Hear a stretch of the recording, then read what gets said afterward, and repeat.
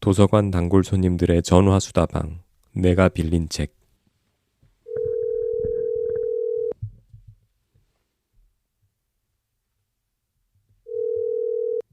안녕하십니까. 도곡정보문화도서관 단골 손님 김민식입니다. 안녕하셨습니까. 청라 호수도서관 단골 손님 박동은입니다. 어우, 날이 갑자기 확 추워졌어. 예, 뭐 눈 내리고 막 난리 났네. 예, 어제 뭐 그저껜가 눈 왔을 때 막 길에서 5시간씩 갇히신 분들 있던데. 김 그러게. 작가님은? 저는 그날 알라딘 빌딩에서 북토크 있어가지고요. 북토크 하러 가서 약간 걱정은 혹시라도 이거 눈이 폭설이 내려서 신청하신 분들이 못 오실까봐 많이 걱정했는데 네. 다행히 그래도 다들 그래서 그리고 전철 타고 그냥 그날은 이동해서 크게 뭐 저는 불편한 건 없었어요. 알라딘 빌딩이 어디 있어요? 알라딘 빌딩이 시청역 근처에 있어요. 그래서 1호선 시청역 근처였고, 그날 되게 재밌게도 이렇게 북토크하러 이렇게 딱 거기서 이렇게 딱 섰다가 청중을 이렇게 객석에 앉아 계신 그 자존감 수업을 쓰신 윤홍균 저자께서 오신 거예요. Yeah. 그래가지고 내가 깜짝 놀래가지고 아이고 하면서 끝나고 나서 막 그 사진도 찍고 그랬는데 그날 그 챗GPT 영어 공부법을 쓰신 조이스 박 저자도 오시고 그래서 책 쓰시 그리고 이한주 코치님 코칭의 모든 것 쓰신 이한주 코치님도 오시고 막 그래서 내가 야 이거 되게 재밌다 책을 쓰신 저자분들이 세 분이나 여기 이 북토크 들으러 오셨구나 해서 되게 반갑고도 신기한 시간이었습니다. 아니 저기 그 사전에 초대를 하셨어요? 아니요. 그냥 저는 제 페이스북에 그냥 제가 알렸죠. 알라딘에서 북토크인데 그 페이스북 올린 그 공지 보고 오셨나 봐요. 야, 이 북토크에 저자분들이 많이 가시는군요. 기본적으로 저도 저자 북토크 들으러 다니는 걸 제가 워낙 좋아하는데 다른 작가분들도 그러시나 봐요. 그래서 너무 감사했어요. 북토크에 가면 사실은 그 무대뿐 아니라 플로어도 둘러보자. 그렇죠. 맞습니다. 그럴 수 있다. 그래. 북토크에서 그러면 어떤 질문 나왔어요? 뭐 재밌는 일 없으셨어요? 하면, 재밌는 일 없으셨어요?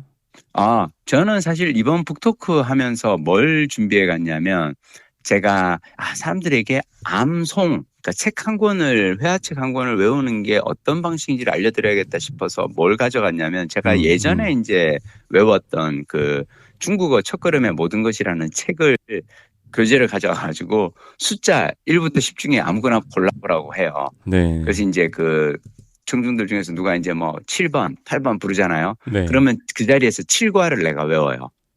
8번을 8과를 외우고. 그러니까 이게 그리고 그 잘 기억이 안 날 때는 맨 첫 문장을 읽어달라 그래요. 첫 문장을 읽어주시면 내가 나머지 과를 이렇게 쭉 하는 그런 그 암송 시범을 내가 보였죠.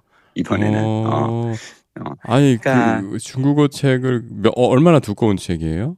뭐 아주 그건 아니고 다만 이제 제가 중요하게 생각하는 건 뭐냐면 많은 사람들이 암기라고 하면 그냥 눈으로 보고 내 머릿속에 넣는 과정이라고 생각하는데 사실은 암송이 제 공부법의 핵심이거든요. 딱 첫 문장을 들으면은 남은 문장이 줄줄줄줄 한 10개 문장이 이렇게 꼬리에 꼬리를 물고 나와야 돼요. 네. 나오도록 하는 그 훈련 과정에 대해서 좀 소개를 했죠, 이번에는. 뭐 특별한 비법이 있는 건가요? 아니면 정말 끈질기게 그냥 재미없어도 외우는 건가요? 제가 그 소개한 비법이라고 하면 재미없어도가 아니고 이거를 재미있게 해요. 이를테면 중간에 내가 한 게 이런 거 있으니까 그 칭원 天安门怎么走离这儿太远了你得坐公共汽车去뭐 이런 그게 있어요. 뭐냐면 천안문 광장에 가려고 하는데 어떻게 가면 되나요? 라고 이제 물어보는 거예요. 자, 그러면 난 이걸 외울 때 어떻게 하면 请问去天安门怎么走离这儿太远了你得坐公共汽车去车站在哪儿往前走到十字路口向右拐就到일단 뭐냐면 그 과장에서 내가 이제 중국 영화 무협 영화의 어떤 그 고수끼리 나누는 대사인 것처럼 니去过天安门吗当然我去过3次怎么样真不错又宏伟자 중요한 건 뭐냐면 여러분이 이걸 들으면 뭐 하는 짓인가 싶은데 이렇게 해야 나는 이게 완전히 외워져요. 그러니까 뭐냐면 재미없게 그냥 징원, 취, 태어나면 이렇게 재미없게 나는 흥얼거리질 않고 외국어 문장을 내 몸에 이렇게 익히기 위해서는 이거를 흥을 이렇게 줘가면서 하고요. 기본적으로 근데 저는 외국어 문장 암송이 저는 즐거운 활동이라고 생각해요. 아니 이걸 내가 아는 거니까 자꾸 하다 보면 신이 나고 흥이 나요. 근데 이렇게 하기까지가 시간이 좀 걸리는데요. 자, 아까 말한 것처럼 오래 시간만 투자하면 돼요. 근데 여기서 오래 시간을 투자한다는 게 앉아서 1시간 동안 막 하기 싫은데 가는 게 아니라 중요한 건 시간을 쪼개야 돼요. 그래서 일어나서 한 5분 소리 내어서 10문장을 반복하고 그 다음에 출근길에 전철역 가면서 이 녹음 파일을 들으면서 따라하면서 한 5분. 그러니까 하루에 한 몇 번을 이렇게 쪼개면서 하잖아요. 그러면 이게 한 저녁 때쯤이면 어슴푸레하게 기억이 나요. 그럼 이제 그날 1과를 내가 다 외운 거예요. 자, 중요한 건 둘째 날은 2과를 외워요. 셋째 날은 3과를 외우죠. 네. 자, 그리고 셋째 날은 이제 점심 먹고 이렇게 공원 산책할 때 1과부터 3과까지를 책을 안 보고 외울 수 있는 정도가 되어요. 1과, 2과, 3과만 하니까. 자, 그러면 열흘 동안 하잖아요. 그러면 1과부터 10과까지를 내가 외울 거 아니에요. 네. 핵심은 뭐냐면 열흘째가 되면 1과는 내가 열흘 동안 매일 안 보고 소리 내어서 외운 거예요. 이게 중요해요. 그래서 누적 암송이라 그래서 매일 조금씩 반복을 하는데 항상 복습을 할 때는 처음부터 오늘 외운 양까지를 계속 복습을 하니까 핵심은 뭐냐면 길게 가면 갈수록 나중에는 내가 만약 이걸 6개월을 한다고 쳐봐요. 네. 그럼 1과를 내가 매일 최소 한 번 이상은 소리 내어서 암송을 하는 거거든요. 그러면 1과는 확실하게 내 것이 되고 물론 가장 최근에 외운 마지막 뭐 한 50과, 60과 이런 데는 기억이 좀 덜 나겠죠.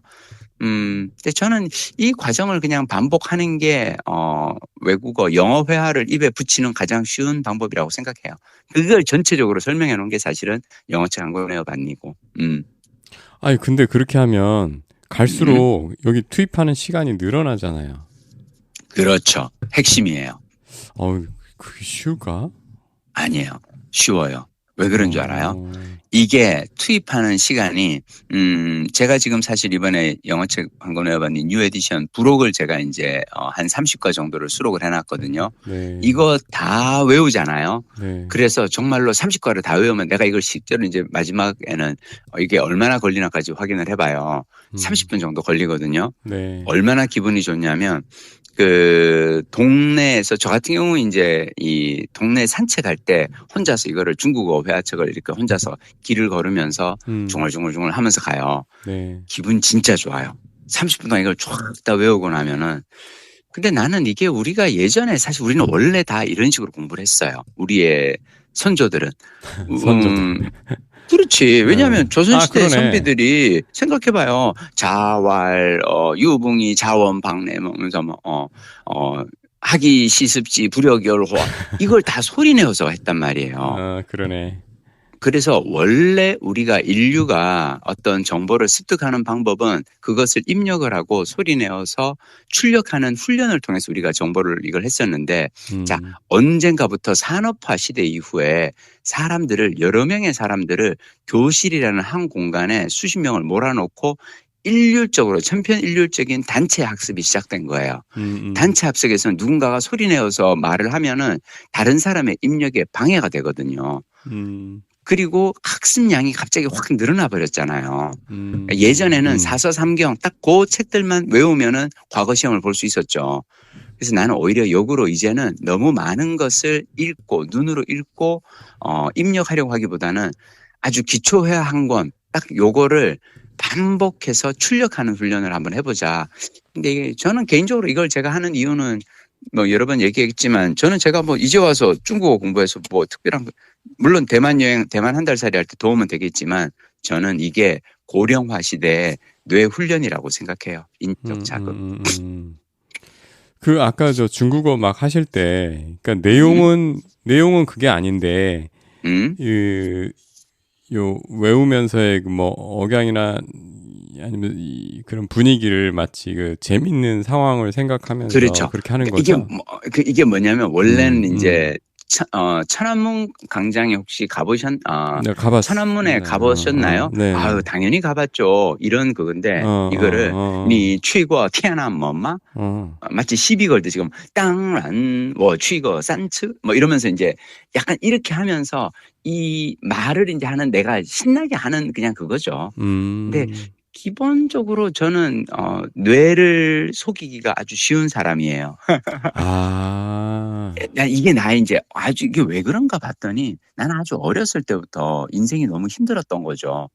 힘들 때마다 나는 도서관에 가서 책을 읽거든요. 근데 나는 소설만 딱 읽으면 너무 재밌는 소설만 읽으면 내가 그 현실에 있는 나의 모든 어려움을 싹 잊고 책 속에 빠져드는 거예요. 그래서 저는 약간 왜 유발 하라리가 사피엔스에서 얘기했던 것처럼 인간은 이야기로 우리 서로를 속이는 동물이잖아요. 그냥 종이 쪼가리 하나 주면서 여기 10,000원이라고 숫자 표시해가지고 하나 주면서 야 이거 사면 너 이거 가지고 가면 너 맛있는 거 사 먹을 수 있어라고 하면 우리가 돈의 가치가 그렇게 생기는 거 아니에요. 우리는 이야기를 믿는데 나는 나 자신을 제일 잘 속여요. 이거 실은 되게 재미있어. 제가 20대 때 영어 회화책을 외울 때 항상 했던 생각은 뭐냐면 너 이거 되게 재밌어. 영어 회화책 한 권 외워보잖아. 너 나중에 나이 50 넘어서 세계 일주 갈 수 있어. 한번 해보자. 하면 남들은 어렵다고 생각하는 걸 전 그냥 그걸 그냥 참고 한 것 같아요. 근데 그럴 수 있었던 비결이 뭐냐. 남들은 현실에서 인생이 즐거운 게 중요하지만 저는 현실에서 인생이 괴로울 때는 내 머릿속 상상으로 나는 지금 재미난 뭔가를 하고 있어라고 속이는 게 난 더 중요하다고 생각하거든요. 아니, 그 사피엔스에 그런 얘기가 나와요? 사피엔스의 핵심이 그거예요. 인간은? 뭐냐면, 인간은 이야기로, 그러니까, 인간이 동물들과 차별화가 되고, 지금 사실 우리가 왜 인류가 뭐 마치 만물의 영장인 것처럼 지구의 주인인 것처럼 우리가 행사를 하고 사는데, 이렇게 갈려 나오게 된 가장 첫 번째 그게 뭐냐면, 원래 10마리, 20마리 정도가 살던 원숭이가 집단을 이루고 살았어요.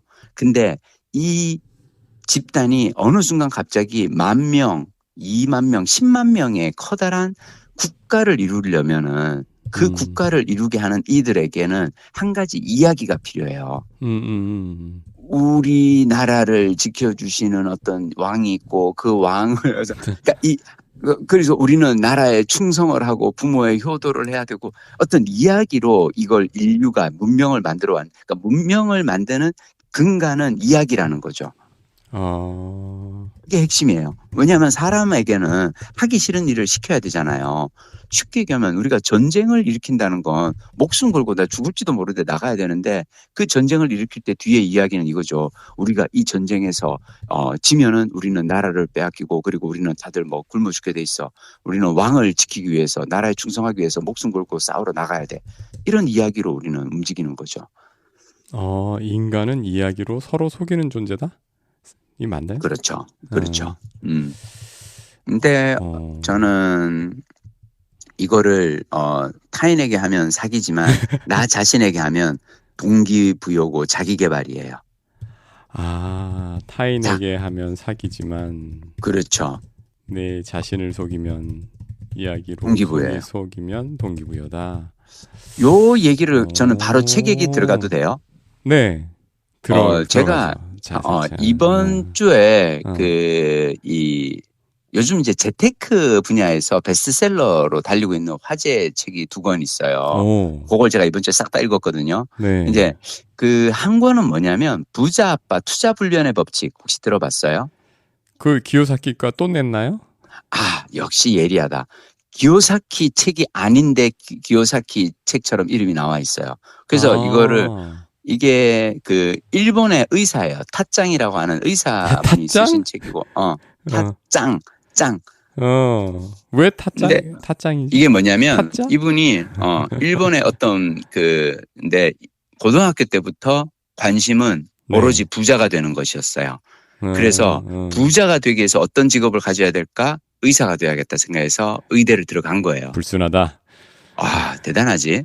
근데 의대를 들어가고 나서 깨달은 게 있어요. 본인의 적성이 의사랑 맞지가 않아. 와, 씨, 나는 부자가 되기 위해서 의사가 되는데 나는 의사는 나하고 적성이 안 맞아. 그래서 제 계획을 전면 수정합니다. 의사가 아니라 주식 투자를 통해서 부자가 되기로. 그래서 이분이 심지어 나중에 이 전공 중에서도 마취과 의사가 되거든요.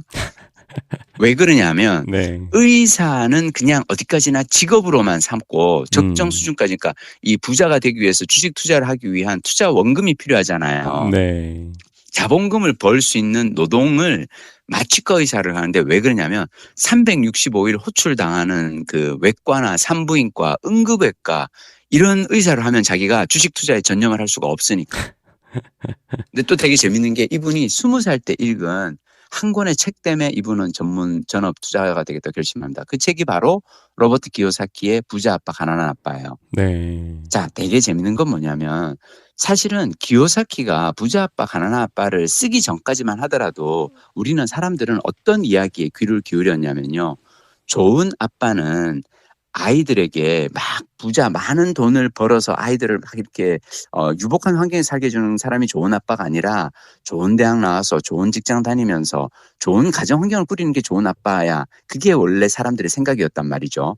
근데 기요사키의 왜 이 생부 본인의 친아빠는 그런 아빠잖아요. 이렇게 막 그 교수인가 막 그렇잖아요. 왜 네. 투자에 별로 관심 없는 교수. 근데 이 교수 아빠를 좋은 아빠인데 이 아빠를 가난 아빠라고 부르고 오히려 자기 친구 아빠 그 고등학교 졸업해가지고 막 사업하면서 막 약간 좀 사업도 약간 좀 어떨 때는 하여튼 뭐 그래서 돈에 아주 그냥 가는 이 아빠가 부자 아빠 좋은 아빠인 것처럼 이 사람이 책을 썼잖아요. 예. 이 책을 읽고 나서 사람들이 생각이 바뀌어버린 거예요. 이제는 재테크의 시대다. 재테크를 해야 된다. 그러니까 그전에는 어떤 직장이든 직업을 하나 얻어서 근면성실하게 열심히 일하면서 사는 게 최선이라고 생각했던 이 세상에 기요사키가 새로운 이야기를 더해준 거예요. 그냥 그렇게 부지런히 열심히 사는 게 중요한 게 아니고 재테크를 통해서 부자가 되는 게 그런 아빠가 더 좋은 아빠야라고. 자, 근데 이 이야기를 실제로 읽고 나 이렇게 살아야겠어라고 이분이 결심을 합니다. 타짱이. 그래서 심지어 매일 주식 관련 책을 읽기로 결심하고 1년에 100권을 주식 공부를 매진을 하고 난 다음에 네. 큰 깨달음을 얻었어요. 그게 뭐냐? 우리가 다 아는 건데 저평가된 주식을 장기 보유하는 것이 주식의 왕도다. 라는 걸 이제 깨달았는데 사실 이분 되게 재밌는 게 나는 이 책 읽으면서 참 재밌다고 생각했던 거냐. 이분이 의사 국가고시에 떨어져요. 아니 그렇게 생각이 딴 데가 있는데 떨어지지. 그렇지. 핵심이야. 그러니까 뭐냐면 이분은 근데 의사 국가고시는 어지간하면은 그냥 다 붙잖아. 자기 그 의대 동기 중에서 자기 혼자 떨어졌대요. 근데 왜냐면 이 사람은 의사가 적성이 안 맞는다고 생각하고 나니까 네. 의사 공부가 별로 안 내켰겠죠. 국가 공부 그냥 어지간하면 붙겠지 뭐 생각하고 별로 안 했던 거야. 근데 똑 떨어졌는데 근데 이분은 딱 뭐라 하냐면 세상만사 세용지마라고 하는 게 뭐냐면 만약 자기가 의사 국가고시 바로 합격해서 연수위가 됐으면 너무 바빠서 제대로 주식 공부를 못했을 텐데 이거 의사 국가고시 재수하는 그 1년 동안 어차피 의대는 졸업은 했어. 근데 의사는 못 됐어. 그 1년 동안 주식 관련 책을 100권을 읽고 주식 공부를 한 거예요. 그리고 그다음에 이제 이분이 이제 합격 1년 뒤에는 다시 공부해서 이제 그러니까 의사 고시에 합격을 하는데 자, 2년 동안 이제 연수위로 눈코 뜰 새 없이 이제 바쁘게 지내게 생겼잖아요. 네. 그때 이분이 한 게 뭐냐면 연수위 하는 2년 동안은 주식 사고 팔 여유가 없을 테니 2년 동안 무조건 묵힐 수 있는 주식을 사두자라고 해서 산 게 뭐냐? 호주의 금 관련주였다는 거예요. 그래서 이분이 그 대학 의대생이었으니까 대학 다니면서 과외 아르바이트를 하면서 돈을 꽤 많이 모았대요. 네. 6천만 원 정도 되는 이 돈을 당시에 20대 중반에 이제 딱 그냥 그 호주 당시에 이렇게 주가가 떨어져 있던 호주 금 관련주를 딱 사고 2년 딱 지나고 나니까 연수위가 끝나고 나니까 가격이 이제 금값이 엄청 올라가고 이분이 이런 식으로 저평가된 주식을 찾아가지고 해서 29세 29의 나이에 자산 총액 10억 원이 넘깁니다. 그러고 난 다음부터 쫙 해가지고 나중에 지금 이제 사실은 뭐 300억대 그러니까 주식 투자만으로 거의 이제 자산이 이제 우리 돈으로 1,000억 원. 100억 N이니까, 1000억, 뭐, 아니다. 아니, 한 300억, 우리 돈으로 300억까지 이제 쫙 걸 하고요. 근데 나중에 이제 이분이 심지어 페이닥터 그만두고 전업 투자자까지 해요. 의사로 버는 돈보다 주식으로 버는 돈이 훨씬 더 많아서. 근데 한 6개월 하고 전업 투자자 때려치고 다시 의사로 복귀합니다. 왜냐?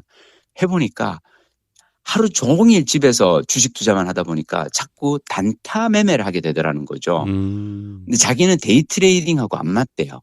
자기는 기본적으로 이분의 이 투자법은 중장기 보유하는 스타일이라 가지고 안 맞아서 다시 그랬는데 이분이 이 책을 쓰게 된 이유가 있습니다. 실은 2022년에 암을 선고받아요.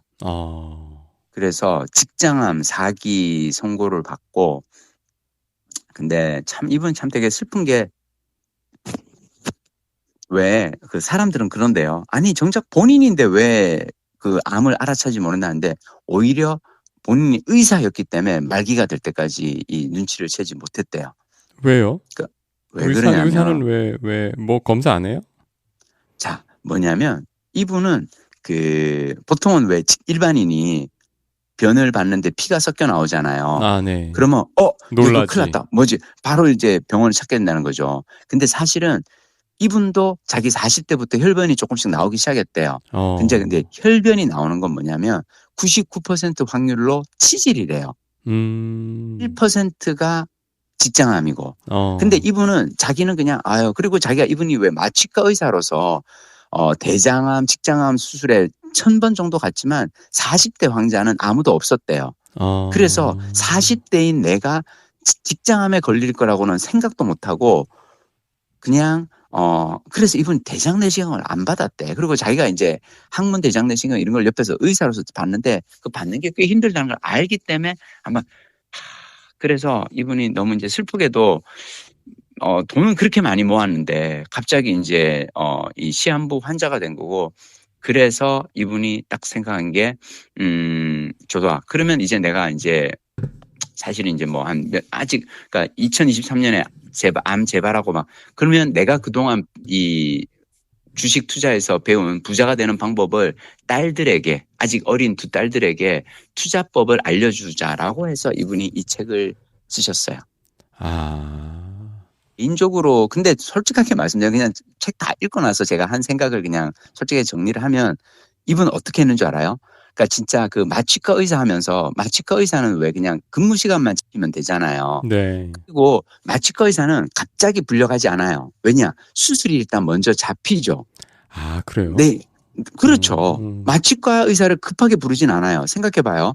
마취과가 필요한 건 뭐냐면 수술을 할 때 정맥 주사로 이렇게 환자 마취시키는 거니까 병원에서 내일 아침에 우리가 10시에 이렇게 대장암 수술 들어갑니다라고 수술이 미리 잡히고 왜 수술은 급하게 잡히는 것보다는 왜 주로 이제 그냥 전날이나 전전날 수술실 상황 보고하면서 잡히잖아요. 네. 그러면은 이때 10시에 마취과 의사 한 분 섭외해 주세요. 그러면 이제 자기한테 이제 연락이 오는 거죠. 그래서 평소에는 수술이 없을 때는 이분은 놀면서 뭘 하냐면 주식 기업 분석 리포트 직접 쓰고요. 기업 설명회 막 쫓아다니고 막 그리고 이제 가치주 분석을 위해서 온갖 방법을 공부 엄청 열심히 해요. 그리고 막 그 왜 재무제표 들여다보고 각 기업 재무제표 들여다보고 PER 따지고 이 책 읽고 나서 제가 내린 결론이 있어요. 나는 그냥 이런 식으로 개별 주식 투자는 나는 안 할 것 같다. 나는 그렇게 하기에는 나는 그러기에는 내 인생에 그 하고 싶은 일이 너무 많아요. 읽고 싶은 책도 많고. 그래서 나는 요거 그냥 근데 이 책을 저는 만약 여러분이 읽으신다면 에필로그는 꼭 한번 찾아 읽어보시라고 저는 얘기 드리고 싶어요. 밀리에 서재 있거든요. 에필로그가 책의 보물이에요. 뭐냐면 투자자로 살아온 자신의 삶에 대해서 다 얘기를 하고 그렇게 해서 돈을 버는 것도 중요하지만 또 인생을 어떻게 살아라 뭐 이런 얘기도 이제 해주시는데 이 책 읽고 나서 제가 오히려 저는 이 책보다 요 책 읽고 나서 그 다음 책으로 간 게 요게 제가 오늘 진짜 여러분들께 소개하고 싶은 책입니다. 부자 아빠 투자 불변의 법칙은 이런 이야기도 있다. 그리고 오늘 제가 진짜로 여러분께 알려드리고 싶은 건 달러 자산 1억으로 평생 월급 완성하라. 이거 옛날 꽤 된 책 아니에요? 이거 지금 이제 그 교보문고 지금 경제경영 베스트셀러 이렇게 올라가 있고요. 맞아요. 나온 지는 좀 됐는데 채부심이라고 왜 그 최상욱의 부동산 심부름센터 그 유튜브 채널 운영하시는 분이 쓰신 책인데 혹시 이 책 읽어봤어요? 아니요. 왜? 우리 그 박동 부장님 좋아할 만한 ETF 얘기 나오고 나는 사실 이 책 읽으면서 왜 우리가 저기 지난번에 박동 부장님이랑 우리 서울 둘레길 관악산 코스 걸으면서 박동 부장님이 나에게 앞으로 어떻게 본인이 이 재테크 자산 운용하겠다 뭐 얘기했잖아요. 그 얘기가 여기서 다 나오더라고. 제가 그래서 이분 내용 관련된 그러니까 이 제목의 취지에 유튜브를 되게 많이 하셨어요. 그래서 그걸 보긴 했는데 책을 보진 않았어요. 근데 그냥 제가 오늘 깔끔하게 그냥 정리해드릴게요. 처음에서 핵심 내용만 딱 알려드릴게요. 네. 이분 이 책에서 그러니까 왜 달러 자산 1억으로 평생 월급 완성하라는데 아니 잠깐만 1억으로 어떻게 평생 월급이 되지? 약간 쉽잖아요. 네. 이건 이제 뭐라고 얘기를 하냐면 자 우리가 보통 왜 노후 대비 노후 자금 이렇게 얘기를 할 때 65세까지 9억 원을 모으라 그래요. 왜 그러냐면 65세까지 9억을 모으면 그 9억에서 이제 이자를 이제 내가 매달 한 이제 3% 그러면 매달 한 300만 원 정도의 이자가 나올 거 아니에요. 네. 근데 우리가 9억을 어떻게 모아? 그래서 그것 대신 이분이 뭘 얘기를 하냐면 자, 이게 9억을 모으는 대신에 60대까지 1억 8천만 원을 모으라고 이제 얘기를 합니다. 그리고 1억 8천, 그러니까 이 1억 8천 정도만 있으면은 그러면 이제 근데 그러면서 이분이 하는 게 뭐냐면 그러니까 지금 당장 그러니까 45세까지 약 2억 원을 모으잖아요. 네. 45세까지 약 2억 원을 모으면 그걸 가지고 투자를 계속 해 나가면은 20년이 지나면은 65세가 될 쯤에는 9억 정도로 불려진다는 거죠. 그 요 기준이 45세에 2억 원. 그러니까 달러 자산 1억을 45세까지 모으란 얘기구나. 그렇지. 그러면은 노년의 경제가 문제가 없다는 거예요. 그러니까 이걸 얘기하는 게 뭐냐면 9억 원이 있어야 은퇴가 된다가 아니라 40대는 2억 원이 있으면 노년의 경제가 문제가 없다라는 거예요. 근데 이거는 저 여유 자금이 그만큼이란 얘기 아니에요? 집은 따로 있고. 그렇죠. 맞아요. 그게 핵심이에요. 집 놔두고 5억 4천을 따로 모아야 되는데 이분이 이제 65세를 기준으로 내가 5억 4천만 원을 따로 모으는 거는 매우 어려워 보이지만 45세에 8억 8,100만 원, 8,100만 원 모은 다음에 연 10% 수익을 20년간 내면은 5억 4천이 가능해지는 거죠. 연 10% 20년간 내는 게 얼마나 어려운데. 그래서 이분이 이거를 이제 책에서 그걸 하기 위해서 무엇을 할 것인가에 대해서 이제 얘기를 해 주십니다. 그러면서 제 그게 자 미국에 있는 그 왜 상장 모기지 리츠를 소개를 합니다. 네. 상장 모기지 리츠를 사면은 배당 수익이 연 12에서 15%예요. 그리고 리츠는 또 월 배당이나 분기 배당 주는 리츠도 있고. 자, 그리고 이런 걸 최선의 가정만 지금 들어가는데. 자, 역시 나는 우리 박동 부장님하고 얘기하는 게 이래서 좋아. 나는 항상 나 자신을 속이거든. 와, 이렇게 하면은 되겠는데? 이렇게 하면 해결되는데? 막 이렇게 장밋빛 나는 건데 우리 박동 부장님 항상 여기다가 찬물을 한 번씩 속아보죠. 그렇지. 네. 한번 찬물을 슉슉 끼얹어 주잖아. 근데 미국의 리츠 부동산 리츠가 7에서 14%고요. 네. 그리고 코덱스 일본 부동산 리츠가 있어요. 네. 이거는 이제 H가 뒤에 이제 붙는데 원엔 환율 해지 않은 상품인데 네. 얘 같은 경우에는 그 평균 배당이 약 8%대. 그래서 요거를 이분이 그냥 나는 이 책 읽고 나서 내가 딱 그냥 체크한 게 있어요. 한 3가지 아이디어를 내놓습니다. 1안, 2안, 3안. 그래서 했는데 그걸 여러분은 읽고 각자 자기 거에 맞는 저는 뭐가 있냐면 2안을 저는 선택을 했는데 일본 부동산 리츠의 50%. 그러니까 한 2억 정도를 내가 만약 이걸 배당주 투자를 한다고 하면은 절반은 일본 부동산 리츠 그리고 AGNC라고 하는 이제 배당주 여기에 25% 그리고 알트리아라는 배당주에 또 25%. 이렇게 하면은 원화 50%와 달러 50%로 포지션을 잡게 되고 합산 배당 수익률이 9.3%라는 거예요. 근데 그러니까 엔화 아까 일본 리츠도 들어갔는데 왜 달러와 엔화 오픈은 없고 근데 이걸 이제 그 원화 50%와 달러 50%로 이제 그걸 되고 그렇게 그 질문을 하면 나는 답은 못해. 난 책에서 그냥 그렇구나라고 그냥 넘어가. 그 엔화 해지를 한 그거를 원화로 그냥 치나 보다. 그렇죠. 그래서 이분이 이제 그런데 근데 사실 나는 이 얘기 듣고 나서 이번 주에 내가 이제 알라딘 북토크를 했잖아요. 네. 그 북토크 가서 제가 한 얘기가 뭐냐면 제가 사실 2017년도에 영어책 한 권 외워봤 일을 쓰게 된 계기 중 하나는 뭐냐면 당시 2015년도에 어떤 후배를 만났는데 이 친구가 그래서 이렇게 뭐 저녁을 먹는데 야, 그래서 이제 빨리 들어가야지 그랬더니 형, 나 이제 저기 집에 아무도 없어서 오늘 늦게 들어가도 돼요 그러는 거예요. 그래서 왜 그랬더니 기러기라는 거예요. 그래서 애들 둘하고 배우자를 이제 1년간 캐나다에 어학연수를 보냈다고. 그래서 내가 야, 그 비용 얼마나 드니 그랬더니 한 1억 든대요. 2015년 당시에.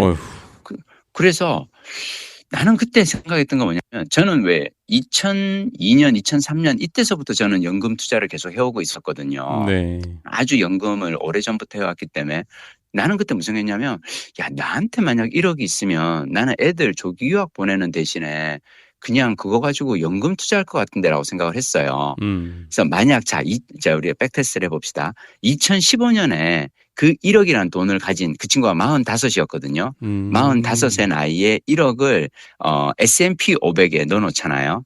그리고 10년이 지나서 2025년서부터 10년 동안 매달 연금으로 그걸 이제 투자 수익을 연금으로 받잖아요. 네. 그러면 왜냐하면 생각해봐요. 우리가 55세 정도 되면 이제 직장에서 나오게 되고 뭐 우리 서울 자가의 대기업 다니는 김 부장님처럼 근데 나와서 55세부터 국민연금 수령 개시하는 65세까지 10년간은 소득을 해봤으니까 그 소득을 해봤을 10년 전에 ETF S&P 500에 넣어놓은 1억으로 만약 소득을 해봤을 견딘다면 매달 연금액 수령액이 얼마 정도일 것 같아요? 1,000만 원? 와, 너무 과하게 잡는데 제가 그냥 계산해 본 바로는 263만 원이에요. 잠깐만. 잠깐만. S&P 500에다가 매년 1억 넣는 거 아니었어요? 이죠. 아니. 한 번. 그러니까 내가 나이 45에 1억이라는 돈이 있어. 이 1억을 가지고 애 조기 유학 보내는 1년 쓸 것이 아니면 그냥 애 유학을 매년 계속 두고 매년 1억을 넣는다고 생각을 했는데 사실은 그 케이스가 더 많죠. 매년 1억을 넣는 케이스가 오히려 더 많죠. 근데 그냥 딱 1년만 보냈어. 솔직하게 얘기하면 초등학교 3학년, 4학년 때 1년 딱 갔다 오는 걸로 영어가 확 바뀌고 막 그러지는 않거든요. 그리고 그 다음에 또 이 애프터 서비스를 해야 돼요. AS 기간 동안 들어가는 돈이 또 꽤 돼요. 맞아. 나는 사실은 그쪽보다는 그냥 하여튼 그 1억을 S&P 500에 만약 넣어놓고 그러면은 생각해 매달 263만 원이면 국민연금 나오기 전까지는 그 정도 나올 것 같아. 그래서 그러면 적어도 불안하지 않게 돼요. 그 대기업 서울 자가 대기업 다니는 김 부장이 불안해져서 월 한 200, 300 정도 되는 월세를 얻겠다고 자기 그 퇴직금을 넣었다가 이제 말아먹는 이야기가 드라마에는 나오잖아요. 네. 그래서 이분 이제 그 최부심의 책 달러 자산 1억으로 평생 월급 완성하라라는 얘기를 이제 이분이 하는 건 뭐냐면 뭐 만약 월 200만 원 그러니까 매년 2,400만 원을 S&P에 20년간 묻고 복리 투자를 하는 경우에 그러면 만약 복리 10% 그러니까 이분이 아까 쭉 한 게 이제 그 정도가 가능한 어떤 그 상품들이 있다는 걸 보여주고 복리 10%로 20년간 하면 그 금액이 무려 13억이 된다. 그러니까 지금까지 모아놓은 돈이 하나 없어도 그냥 월 200만 원씩 꼬박꼬박 넣기만 하면 그러면서 이제 이 얘기를 하면서 제가 생각하기에 저는 이제 막 그만큼 저는 이미 이제 만약 내가 지금 40대라면은 계속 하겠죠. 난 지금 내가 모아놓은 자산들 가운데 얼마 정도는 배당주로 가서 한번 요걸 한번 수익을 한번 노려봐야겠다. 그런 생각을 하게 되는 책이었습니다. 아, 이거는 굉장히 자세하게 구체적인 방법을 아예 직접 알려주는 스타일로 돼 있군요. 네. 그래서 아예 그냥 딱 그 조합을 몇 개를 소개를 해줘요. 그래서 본인이 원하는, 그러면서 요렇게 하면은 고수익 약간 좀 근데 이제 원금 손실의 가능성이 있고요. 뭐 요런 걸 몇 가지를 해주는데 저는 책을 읽고 나서 이렇게만 하면 사실 요거 딱 들어가고 그냥 잊어버리면 되니까. 저는 이제 아까 부자 아빠 투자 불변의 법칙을 보고 난 다음에는 와, 이런 식으로 재무제표 내가 공부하고 기업 회계 공부하고 그분은 실제로 회계를 거의 회계사 수준으로까지 공부를 하신 분이더라고요. 네. 그래서 근데 나는 그렇게까지 투자의 시간을 쓸 생각은 없고 그래서 오히려 이 책 채부심의 책을 읽고 나서 여기서 말하는 방식대로 한번 해보면 어떨까? 마음은 조금 더 편해지겠다. 뭐 그런 생각이 들었습니다. 아, 맞아요. 이 투자, 저는 근데 아까 재테크라는 말은 사실은 잘 안 씁니다. 투자. 우리 박동 부장님은 항상 그러지. 투자라고 그러지. 재테크 그럼 왠지 잔재주 같잖아. 그렇지. 근데 사실 잔재주 아니거든요. 아니지. 엄청 공부하고 엄청 노력해야 되지. 잔재주 아니에요.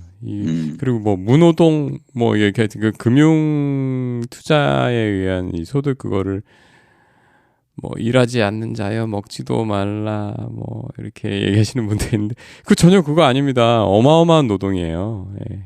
얘기 옆으로 샜는데 옆으로 샜는데 저는 아니야 옆으로 샌 게 아니고 나 미안한데 여기서 내가 잠깐 끊고 내가 얘기를 하자면 우리나라 여기 나는 왜 재테크라고 얘기를 하냐면 채부심이 책에서 앞부분에서 하는 게 그러면 한국은 집단적으로 재테크를 공부해야 하는 나라일 수밖에 없고 이미 그렇다라고 얘기를 합니다. 왜 그러냐면 자 일본만 하더라도요. 준사회주의 국가예요. 왜냐하면 국가나 지자체를 통해서 제공받는 제품이나 서비스가 많아요. 대표적인 게 연금인데 일본은 그래도 어쨌든 소득의 18%를 연금으로 내면 향후 60%를 보조받아요. 그러니까 이 소득 대체율이 60%예요. 어마어마하네요. 근데 우리나라는 한국은 21%. 그러니까 왜 이게 그래서 우리나라는 그러니까 약간 이게 왜 사회주의 국가냐 자본주의 국가냐 이 차이가 뭐냐면 사회주의 국가는 모든 걸 다 국가에서 다 해주는 거고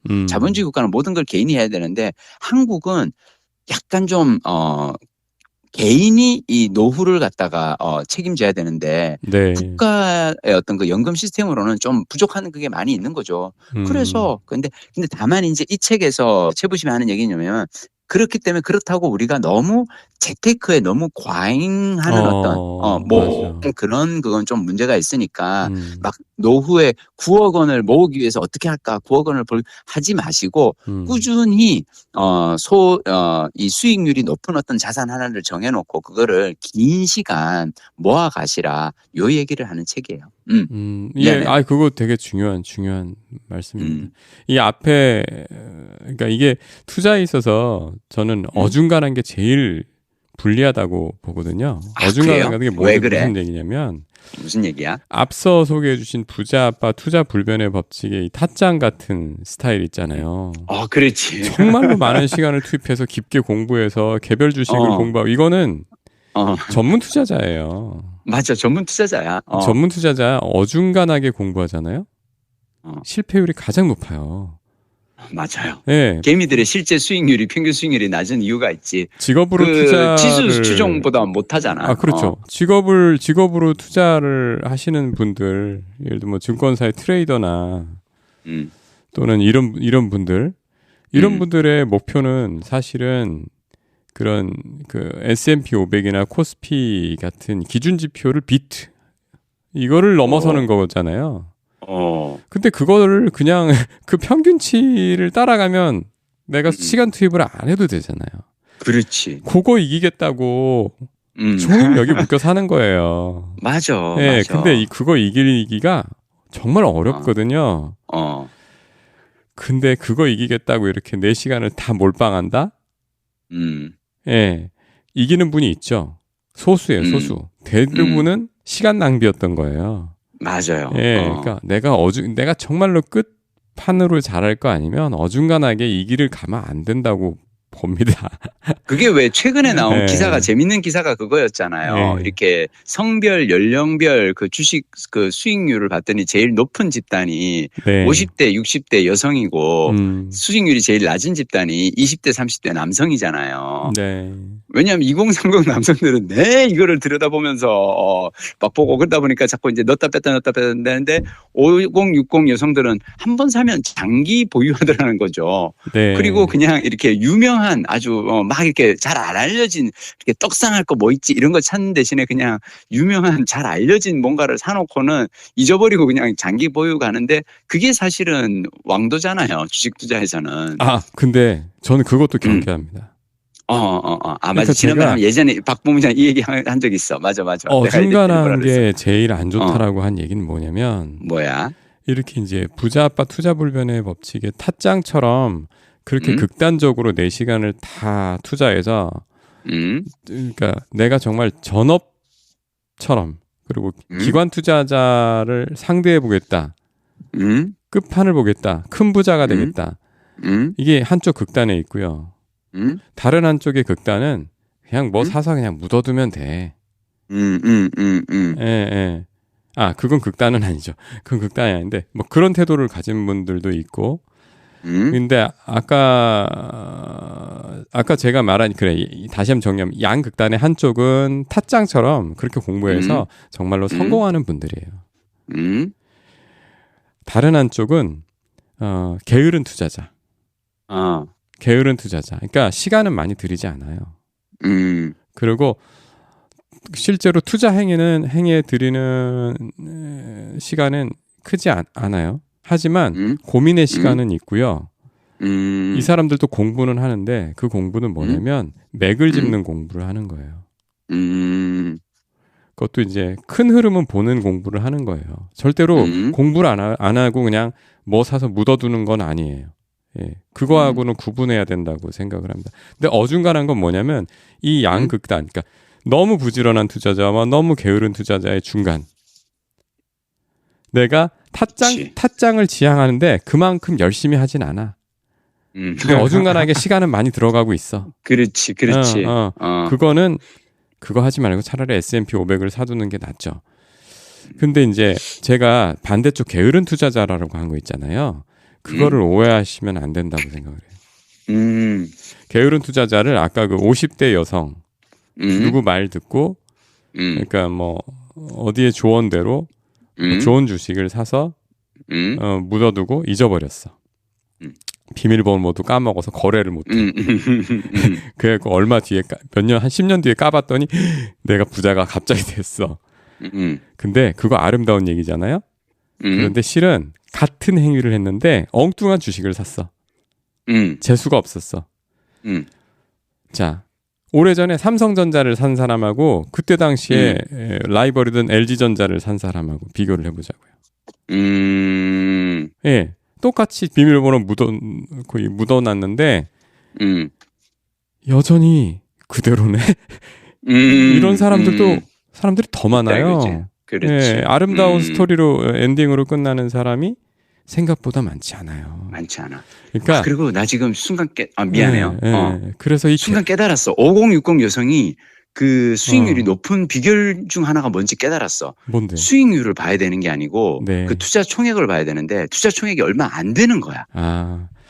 아니, 자, 뭐냐면 내가 만약 어디에 1억을 넣었어요. 근데 5% 10% 오르잖아요. 네. 그럼 내가 1,000만 원을 벌었잖아. 네. 얼른 빼겠지. 네. 근데 내가 50만 원 넣었어. 100만 원 넣었어. 그냥 그 다음에는 잊어버리는 거죠. 아까 나는 이게 왜 생각이 났냐면 비밀번호를 까먹는 게 왜 까먹냐면 돈을 찾을 이유가 없는 거야. 너무 작은 돈이어서. 그래서 이걸 나중에 통계상에서는 수익률이 높다고 나오는데 그렇다고 해서 큰 돈을 번 건 아닌 거지. 그렇지. 자본금이 작기 때문에. 그런 것도 있겠구나. 갑자기 또 생각이 나서 말 끊었어요. 미안해요. 내가 뭐 얘기하다 까먹은 것 같은데 다시 한번 되돌아볼게. 그러니까 게으른 중간. 그러니까 양극단 너무 부지런한 투자자, 너무 게으른 투자자, 너무 게으른 투자자. 중간에 어중간한 게 제일 안 좋다. 그런데 게으른 투자라는 말은 오해하면 안 된다. 오해하면 안 된다. 그러면 종목을 사놓는 게 아니라 제가 설명을 해볼게요. 오케이. 게으른 투자자를 오해하면 안 된다는 얘기는 뭐냐면 게으르다고 해서 공부하지 않는 투자자가 아니에요. 아니다. 그렇지. 그 게으른 투자자는 아까 그 통계에 나온 50대 여성이 아니에요. 아니라.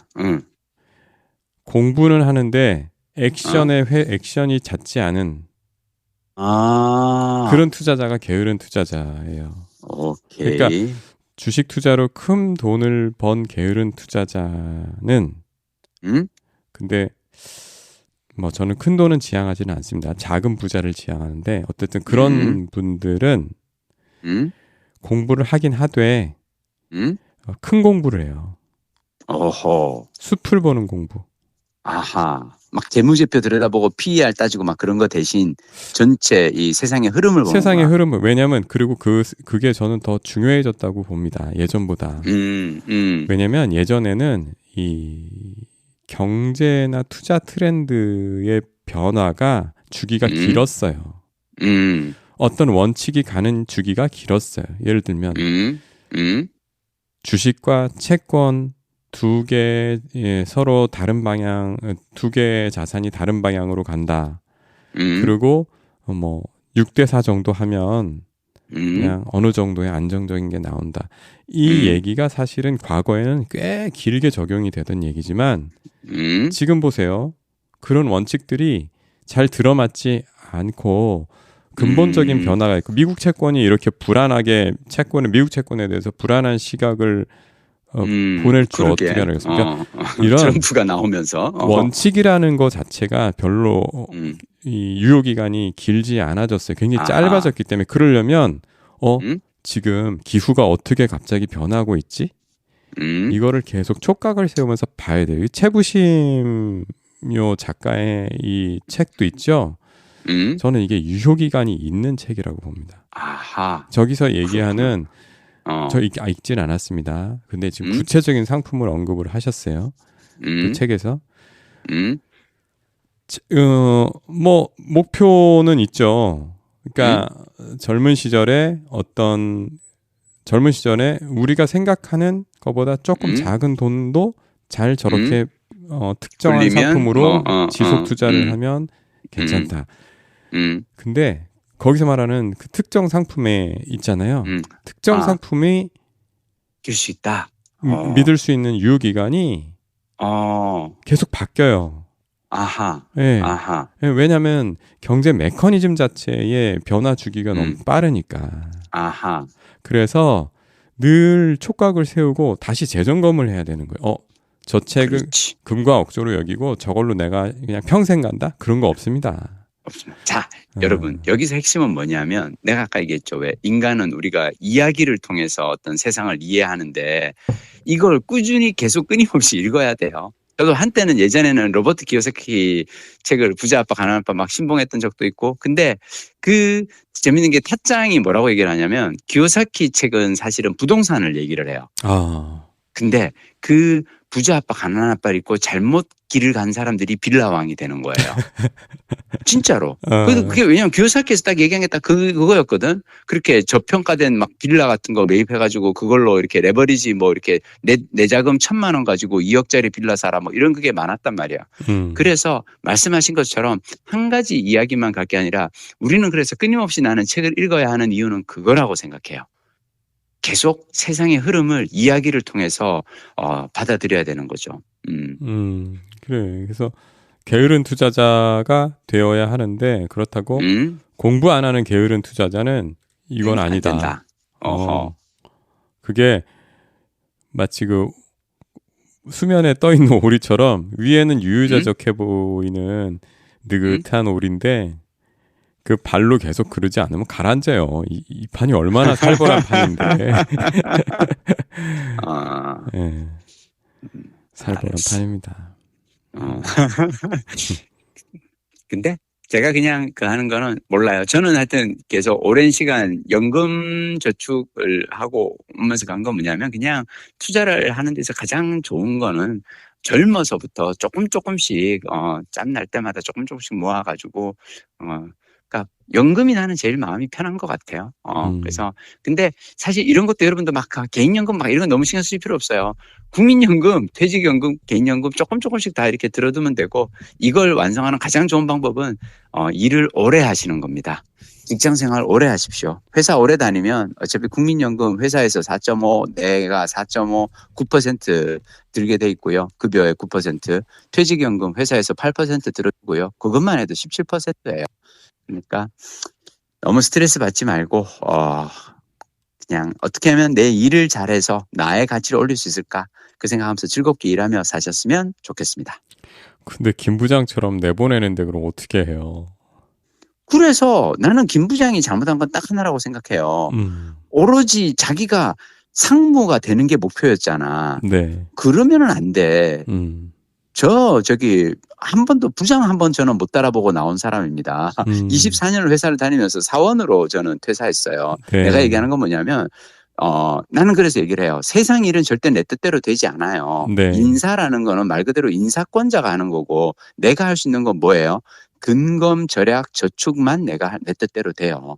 그래서 나는 내 월급을 주는 사람이 나를 월급을 얼마나 오래 줄 것인가 그건 믿지 말고 내가 받은 월급을 또박또박 잘 모아서 내 노후를 챙기는 게 그게 가장 중요하다고 생각합니다. 월급 그래. 절반을 재테크하라. 네. 쓸 데가 얼마나 많은데 제발 재테크해. 그래서 그걸 나는 20대 때 했다니까 총각 시절이니까 그게 가능했던 그래. 거고 총각 시절에 그렇게 해서 하고 나니까 이제 한번 근데 이게 사람들이 힘들다고 생각하는 걸 한번 해보잖아요. 네. 이게 되네라는 걸 깨닫잖아요. 그러면 그게 반복이 가능해져요. 40대 가장에게 갑자기 월급 절반 재테크하라면 못해요. 근데 나는 20대 이걸 했기 때문에 이어갈 수 있는 거야. 내가 지금 중국어, 일본어 왜 공부하겠어요? 20대 나는 영어를 공부하고 이 방식으로 하니까 되네? 라는 걸 깨달았으니까 난 지금 하는 거예요. 그래서 저는 여러분들이 조금이라도 빨리, 한시라도 빨리 뭔가를 하셨으면 좋겠어요. 나이 들어서 새롭게 시작하는 건 정말 어려운 것 같아요. 아니, 알라딘 특강 때, 저자분들은 질문을 안 하세요? 유명 저자분들은? 저는 그렇게 오시잖아요. 근데 네. 저자분들도 되게 겸손하세요. 네. 이분들은 오히려 다른 독자들에게 질문할 수 있는 기회를 드리느라고 가만히 계시죠. 근데 오히려 저는 제가 저자분들을 불러냅니다. 그 조이스 박니 불러내서 챗GPT를, 왜냐하면 내가 책에 쓴 내용만 하더라도 벌써 챗GPT가 그 사이에 계속 몇 번 업그레이드가 돼버렸거든. 그래서 최근 챗GPT를 가지고 어떻게 영어 회화를 공부할 수 있나요? 뭐 이런 거 한 10분 정도 미니 특강 청하고 그랬어요. 저는 뻔뻔하기 때문에 그런 식으로 또 이렇게 저자분들에게 부탁도 합니다. 야, 조이스 박, 이야, 화려합니다. 네. 감사한 일이죠. 네. 부럽습니다. 네. 아닙니다.